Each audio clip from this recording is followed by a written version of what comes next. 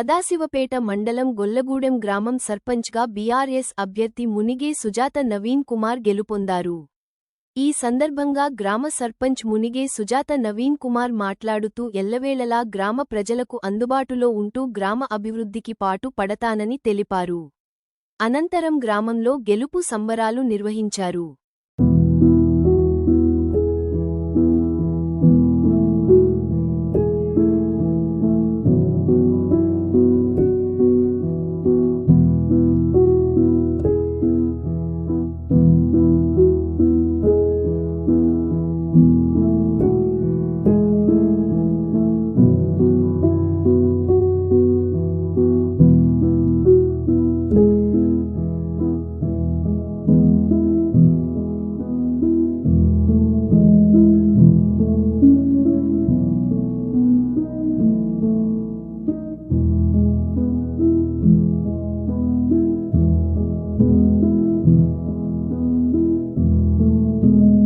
రోజు గొల్లగూడెం గ్రామంలో జరిగిన సర్పంచ్ అభ్యర్థిగా పోటీ చేసిన మునిగే సుజాత ఆయన మా భార్యకు ప్రజలందరూ ఓటు వేసి గెలిపించడం జరిగింది.